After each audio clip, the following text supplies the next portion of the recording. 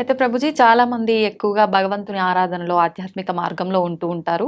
యథావిధిగా non veg అవన్నీ తీసుకుంటూ ఉంటారు. అలాంటి వాళ్ళు చేసే పూజలు పనికిరావా? ఆధ్యాత్మికత, హ్మ్. నాన్ వెజిటేరియన్ 2 ఒక దాటిలోకి రావు. రావు. నాన్ వెజిటేరియన్ ఆధ్యాత్మికం అవ్వలేడు. హ్మ్. ఆధ్యాత్మికంగా వెళ్ళే వ్యక్తి నాన్ వెజిటేరియన్ తినలేడు. ఓకే. పూజలు, పునస్కారాలు వేరే విషయం అండి. పూజలు, పూజలు. పునస్కారాలు చేస్తూ నువ్వు నాన్ వెజిటేరియన్ తింటున్నావు అది వేరే విషయం. ఓకే. కానీ ఆధ్యాత్మికత అనేసరికి భగవంతుడు ఏంటి, భగవంతుడు ఏం చెప్పాడు అని అర్థం చేసుకోవటం ఆధ్యాత్మికత. ఓకే. భగవంతుడు నన్ను ఎలా జీవించమని చెప్పాడో అర్థం చేసుకొని జీవించటం ఆధ్యాత్మికత. హ్మ్. మనం 100 పూజలు చేయి, పునస్కారాలు చేసుకొని ఏదైనా చేసుకోండి, కానీ భగవంతుడు జీవించమన్న జీవన విధానాన్ని మనం ఆచరించకపోతే he will not care for us. Okay. ఇప్పుడు చూడండి, మీకు మీ పిల్లలు ఉన్నారు. హ్మ్. మీరు చెప్పిన మాట వినటం మీకు ముఖ్యమా? మీరు చెప్పిన విధంగా వాళ్ళు ఉండటం మీకు ముఖ్యమా? లేదా మీరు చెప్పిన విషయాలు ఏమీ పాటించకుండా బయటికెళ్ళి మా అమ్మ ఇంత గొప్పది, మా అమ్మ అంత గొప్పది, మీ ఫోటో పెట్టుకొని రూమ్లో రోజు ప్రొద్దున అగరబత్తులు తిప్పేసి ఆరతులు పెట్టేసి మీకు పెద్ద పెద్ద మాలలు వేయటం ముఖ్యమా? మీరు చెప్పండి, ఏది మీకు సంతోషాన్ని ఇస్తుంది? చెప్పిన మాట ఆచరిస్తే అంతే కదా. అంతే. చెప్పిన మాట ఆచరించి మీరు పెద్దగా ఏం చేయకపోయినా మీరు ఆనందంగానే ఉంటారు కదా. నాన్న చదువుకో, మంచిగా ఉండు, 10 మందితో మంచి చెయ్యి, నువ్వు ఎప్పుడు బాగుండాలి, అది మీరు చెప్పిన విధానాన్ని వాళ్ళు ఫాలో అవుతాయి కదా. అదే ఆధ్యాత్మికత అంటే. హ్మ్. భగవంతుడు ఏం చెప్పాలనుకుంటున్నారో తెలుసుకొని దాన్ని ఫాలో అవ్వటం ఆధ్యాత్మికత. ఓకే. భగవంతుడు ఫోటోలు పెట్టి ఓ ఓ అని తిప్పేటాలో ఆధ్యాత్మికత కాదు. ఎప్పుడు వరకు మనం ఆయన మార్గాన్ని ఫాలో అవ్వకపోయినంత వరకు. హ్మ్. ఒక్కసారి మనం ఆయన చెప్పే విధానాన్ని ఫాలో అవుతూ హ్మ్. మిమ్మల్ని ప్రేమతో, ఇప్పుడు చూడండి మీ పిల్లలు మీరు చెప్పిన విషయాలు అన్నీ మంచిగా విని హ్మ్. మీ పుట్టినరోజు రోజు ఒక గ్రీటింగ్ కార్డ్ చేసి మీకు చాలా సేపు కష్టపడి ఒక గ్రీటింగ్ కార్డ్ చేసి ఇచ్చారనుకోండి, మీకు ఎంత సంతోషం ఇస్తుంది. అరే చాలా మా పిల్లలు ఎంత బంగారు కొండలరా, నేను చెప్పలేనంత. చెప్పిందన్ని మాటలు వింటారు, నాకు ఇంత ప్రేమ గ్రీటింగ్ కార్డ్ తీసుకొచ్చారనిపిస్తుందా? అవును. అలానే భగవంతుడికి కూడా మనం ఎప్పుడైతే ఆయన మాటలు విని ఆయన ఆరాధన చేస్తామో హ్మ్. అప్పుడు ఆయనకు అంత సంతోషం వస్తుంది. మీ మాటలు ఎప్పుడు వినకుండా, మిమ్మల్ని ఎప్పుడు పట్టించుకోకుండా బర్త్డేకి మాత్రం పెద్ద గిఫ్ట్ తీసుకొచ్చా, ఏంది ఈ గిఫ్ట్, అరే కనీసం ఎవడడిగాడు ఎవడడిగాడు నిన్ను నిన్ను అని అంటారు, అంతే కదా. అలానే భగవంతుడు మన పూజలు కూడా అలానే అనిపిస్తాయి, ఇది ఖచ్చితంగా అందరూ తెలుసుకోవాల్సిన విషయం. అంతే కదా. అయితే ప్రభుజీ పిల్లల టాపిక్ వచ్చింది కాబట్టి నేటి బాలలే రేపటి పౌరులు అంటారు. అయితే అటువంటి పిల్లల్ని మనం పెంచే విధానము కరెక్ట్‌గా ఉండకపోవడం వల్ల అంటే ప్రభావం పడుతుందా? లేదంటే విద్యా వ్యవస్థ ప్రభావం ఏమైనా ఉంటుందా ప్రభుజీ? అన్ని ప్రభావం. హ్మ్. మనం పెంచే విధానం, విద్యా వ్యవస్థ, టీచర్లు, మీడియా, హ్మ్. వాళ్ళు చూపించేవి, వాళ్ళు ఉండే ఫ్రెండ్స్ అన్నిటినీ ప్రభావం ఉంటుంది. కరెక్ట్, అన్నీ కూడా జాగ్రత్తగా ఉండాలి. హ్మ్. ఇప్పుడు అన్నిటినీ మార్చేయలేం కదండి. మన వంతు మన మార్పు మనతోటి ప్రారంభం అవ్వాలి. కాబట్టి ఇప్పుడు చూడండి, అందరి పిల్లలకి హాలిడేస్ టైం. అవును. ఇప్పుడు మీ హాలిడేస్‌లో మీ పిల్లలకి ఏం నేర్పిస్తున్నారు? హ్మ్. ఎన్నో మంచి ఆధ్యాత్మిక కేంద్రములలో సేవా మాధ్యమంగా సమ్మర్ క్యాంప్స్ జరుగుతున్నాయి. మన ఇస్కాన్ హైదరాబాద్‌లో సమ్మర్ క్యాంప్స్ చేస్తున్నారు. మేము ఆదిలాబాద్‌లో రేపు సమ్మర్ క్యాంప్ చేస్తున్నాం.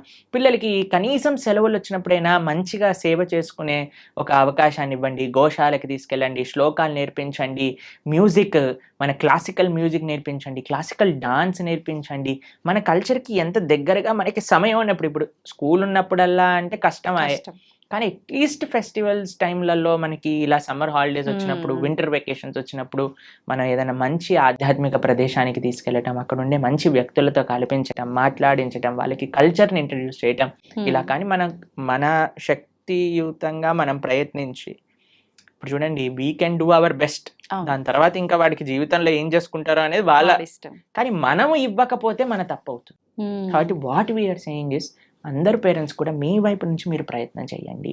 ఇప్పుడు సమ్మర్ హాలిడేస్ వచ్చాయి, మంచి ఆధ్యాత్మికంగా అలానే విశేషాలు అన్నీ కూడా నేర్పించేటట్టుగా మంచి విశేషాలు నేర్పించండి. మ్యూజిక్లో మంచి విశేషాలు, డాన్స్లో మంచి విశేషాలు, శ్లోకాల్లో మంచి విషయం, అన్నిట్లో మంచి ఉంది, ఆ మంచిని నేర్పించండి అని చెప్తున్నాను, అంతే.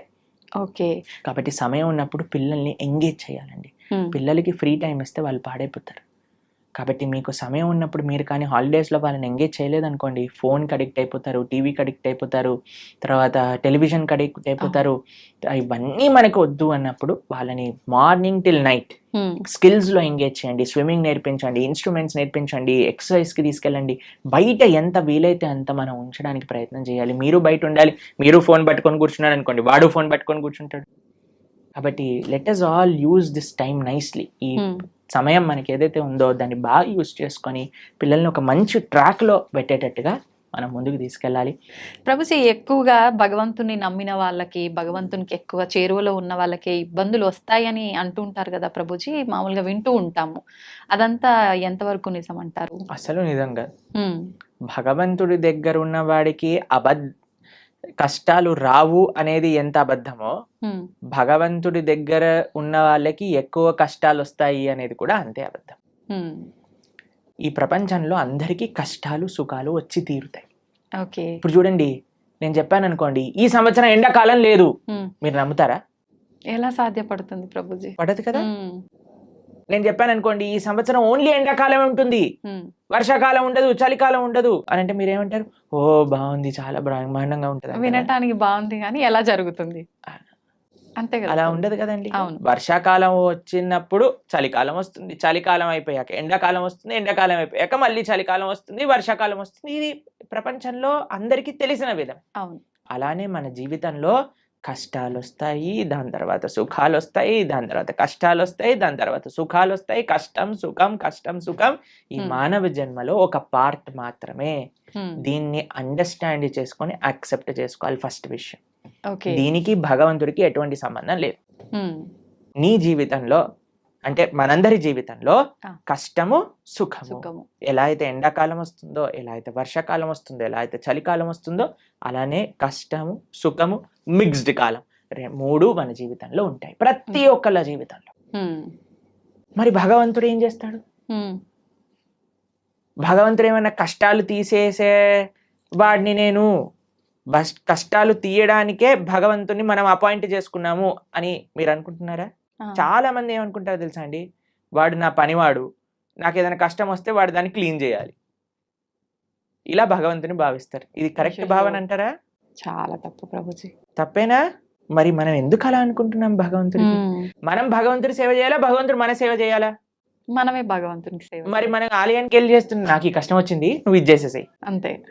అని భగవంతుని మన సేవలో పెట్టుకుంటున్నాం. మనం ఎంత తెలివైన వాళ్ళని చూడండి. మనం అవును. భగవంతుడు కష్టాలు ఇవ్వడు, ఉమ్, భగవంతుడు కష్టాలు తీసేయడు.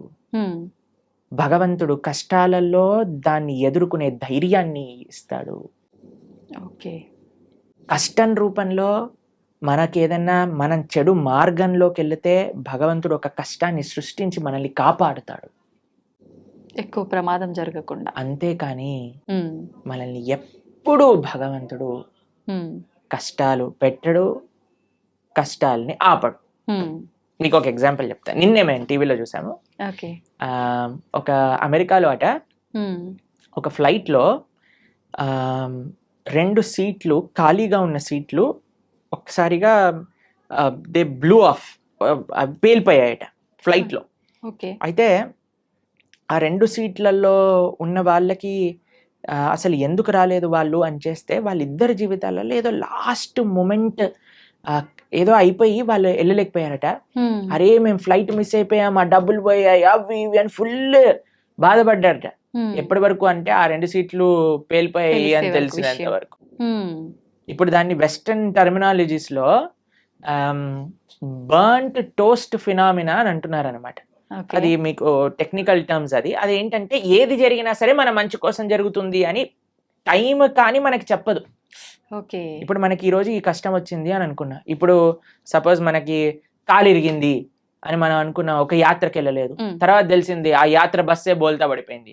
ఉమ్, ఇప్పుడు ఏం కాలు ఇరగటం బెటరా, బస్ నుంచి కింద పడిపోవటం బెటరా? కాలు ఇరగటమే బెటర్. అంతే కదండి. అవును. కాబట్టి మనకి ఈ రోజు ఇక్కడ దేవుడా నాకెందుకు అలా చేసావు, నాకెందుకు ఈ అన్యాయం చేసావు అని అంటే, వెయిట్ చేయి స్వామి, నీకే తెలుస్తుంది దేవుడు నీకు అన్యాయం చేయలేదని. మనకు ఆ ఓపిక లేదంతే, ఓపిక లేదు, అర్థం చేసుకోగలిగే ఆలోచన లేదు. మనకేంటి వెంటనే అయిపోవాలి, ఇది నాకు ఇలా 2 minutes లో మ్యాగీ రెడీ అయిపోయింది, 2 minutes లో నాకు కష్టం ఎందుకు పోవట్లేదు అని మనం తయారైపోయినాం. అవును. దీనికి తగ్గట్టు చెప్పేవాళ్ళు కూడా, మీరు ఇది చేసేయండి ఈ కష్టం అలా పోతుంది, ఈ మంత్రం చెప్పండి అలా పోతుంది. ఉమ్, అది దట్ ఈస్ నాట్ ప్రాక్టికల్ అండి. దుఃఖాలయం అశాశ్వతం. ఈ ప్రపంచంలో దుఃఖాలు వస్తాయి, దాన్ని ఎదుర్కొనే ధైర్యం కోసం భగవంతుడిని ఆశ్రయించు. రాముడిగా వచ్చాడు భగవంతుడు, రాముడికి కష్టాలు రాలేదా అండి? మీరు ఒకసారి రాముడి దగ్గరికి వెళ్ళి, రామా నాకు అసలు ఏ కష్టాలు రావద్దు జీవితంలో అంటే, పాపం రాముడు ఏమనుకుంటాడండి, నేనే అన్ని కష్టాలు పడ్డాను, నువ్వు నాకే కష్టాలు వద్దు అని అడుగుతున్నావా నా దగ్గరకు వచ్చి అని కూడా చెప్పండి. జనాలు ఏం చేస్తున్నారంటే అండి, ఇప్పుడు ఇక్కడ కష్టం తీరకపోతే దేవుని మార్చేస్తున్నారు. దేవుని మార్చడం కాదు, మొత్తం ఏకంగా ధర్మాన్ని మార్చేస్తున్నారు. దేవుళ్ళని తిట్టడము, మళ్ళీ ఎందుకు నిన్ను పూజించాలి, అది ఇది మామూలుగా తిట్టరు ప్రభుజీ. అంటే చేసేదేమో నువ్వు, అనేదేమో భగవంతుని. ఎంత విచిత్రం చెప్పండి. నీ కర్మలకి నువ్వే బాధ్యుడివి. నువ్వేదైతే తప్పు చేసావో అది నీ జీవితంలో కష్టంగా వచ్చి తీరుతుంది. దాన్ని ఎదుర్కో, దాన్ని అనుభవించు, అప్పుడే ఆ కర్మ పోతుంది. కాబట్టి ఇప్పుడు ఒక చిన్న పిల్లవాడు చదువుకోలేదండి, ఎగ్జామ్ లో ఫెయిల్ అయ్యాడు. ఇప్పుడు ఓయ్ నాకు టీచర్ తక్కువ మార్కులు ఇచ్చింది అందుకే నేను ఫెయిల్ అయ్యా అని అంటే మనం ఏం చేస్తామండి, ఒరే నువ్వు ఇప్పుడు ఏం చేయలేవురా, మళ్ళీ చదువుకొని ఇంప్రూవ్మెంట్ రాయాల్సిందే, ఆ ఏరియర్ క్లియర్ చేయాల్సిందే, అది నీ బాధ్యత, చదువుకోవాల్సిందే. కాబట్టి వాడే కష్టపడాలి, వాడే చదవాలి, వాడే ఎగ్జామ్ రాయాలి, వాడే పాస్ అవ్వాలి. అలానే మనకి ఎవ్వరు మోటివేషన్ ఇవ్వగలుగుతాం అంటే, ఈసారి బాగా చదువుకో, ఇంకొద్దిగా వాటికి ఒక ట్యూషన్ పెట్టించగలం తల్లిదండ్రులుగా, నీ పక్కనే ఉండి ధైర్యం చెప్పగలం, అంతే కదా. అదే భగవంతుడు చేసే పని. నువ్వు నీ కష్టాన్ని నువ్వు దాటుతూ ఉండు, నేను నీ వెంట ఉంటా. ఆ ధైర్యం భగవద్భక్తి మనకిస్తుంది. కాబట్టి ధర్మాన్ని మార్చేసే వాళ్ళు ఒక్కసారి ఆలోచన చేయండి. తల్లిదండ్రుల్ని మార్చుకోం మనం. వేరే వాళ్ళ తల్లిదండ్రులు ఏదో కొత్త బ్యాగ్ కొనిచ్చారు, స్పైడర్ మ్యాన్ బ్యాగ్ కొనిచ్చారు, మా అమ్మ నాన్న స్పైడర్ మ్యాన్, నేను వాళ్ళ ఇంటికి వెళ్ళిపోతామా? ఎంత సిల్లీయో, ఎంత worst thing to do in life. అలానే మన ధర్మాన్ని వదిలేసి వేరే ధర్మాలకి ఏదో కష్టాలు పోతాయి మాకు, కష్టాలు తీర్చేవాడు దేవుడే కాదు. మీకు ఒక విషయం తెలుసా అండి? అవునా ప్రభుజీ? ఎవరైనా చెప్పారనుకోండి ఇది చాలా పవర్ఫుల్, మొత్తం కష్టాలని పోతాయి, అక్కడికి అస్సలు వెళ్ళకూడదు. ఎందుకని ప్రభుజీ? ఎందుకు అని అంటే, ఇప్పుడు కష్టాలు పోయాయి అనుకోండి, మన కర్మ ఎప్పుడో ఒకసారి మన కర్మ అనుభవించాల్సిందే కదా. ఈ రోజు కాకపోతే రేపు తప్పదు. కాబట్టి నీ కష్టం ఈ రోజు మాయమైపోయింది అని అనుకోండి, ఈ రోజు మాయమైపోతుంది, రేపు వస్తుంది, దాన్ని నువ్వు తప్పించుకోలేవు. అంటే మనం చేసుకునే కొన్ని పుణ్య కార్యాల వల్ల మన పాపాలు తొలగిపోయే అవకాశం ఉంటుంది అని అంటారు కదా ప్రభుజీ. దాంట్లో భాగంగా పుణ్యము, మంచి పనులు పుణ్యాన్ని ఇస్తాయి, చెడు పనులు పాపాన్ని ఇస్తాయి. ఓకేనా? పుణ్యము సపరేట్ గా అనుభవించాలి, పాపం సపరేట్ గా అనుభవించాలి. పుణ్యం ఎక్కువ చేసేస్తే పాపాన్ని అది తొలగించదు. అర్థమైందా మీకు? ఇప్పుడు పుణ్యం ఏదైతే ఉందో దాన్ని మీకు స్వర్గానికి తీసుకెళ్తుంది అని అనుకోండి, పాపం ఏదైతే ఉందో దాన్ని మీకు నరకానికి తీసుకెళ్తూ ఉంది అనుకోండి. మీరు ఎక్కువ పుణ్యం చేసేస్తే ఈ పుణ్యం వెళ్ళి పాపాన్ని ఇది చేసేదన్నమాట. పుణ్యం ఖాతానే, పాపం ఖాతానే. ఈ రెండూ పోవాలి, ఈ రెండుతో మాకు పని లేదు అని అన్నప్పుడు మనం భగవంతుడికి శరణాగతి చేయాలి, భగవంతుడి యొక్క భక్తి చేయాలి. అప్పుడు మనకి పుణ్యంతో సంబంధం ఉండదు, పాపంతో సంబంధం ఉండదు. భగవంతుడిని ఆశ్రయించడం, భగవంతుడిని చేరుకోవడం, ఇది భక్తి మార్గము అని అంటే. కాబట్టి ఫస్ట్ పాపాచరణ మానుకోవటం మనుష్యత్వం, మనుష్యత్వంలో పుణ్యాచరణ, మంచి మనిషిగా మారటం, మంచి మనిషిగా మారిన తర్వాత ధర్మాన్ని తెలుసుకొని భక్తిని ఆశ్రయించి భక్తుడుగా మారటం. ఇట్లా 3 స్టేజెస్ ఉన్నాయి. కాబట్టి ఫస్ట్ స్టెప్ ఇస్ పాపాన్ని పక్కన పెట్టండి, పాపాచరణ తప్పు. దాని తర్వాత నెక్స్ట్ స్టేజ్ మంచి మనిషిగా మారటం, మంచి మనిషిగా మారాక ధర్మం గురించి, దేవుడి గురించి తెలుసుకోవటం, భగవంతుని ఆశ్రయించటం. అప్పుడు మనకి పాపంతో సంబంధం ఉండదు, పుణ్యంతో సంబంధం ఉండదు, భగవంతుడితో మాత్రమే సంబంధం ఉంటుంది. అలా సాధ్యపడుతుందా ప్రభుజీ అట్లా ఉండడం? తప్పకుండా.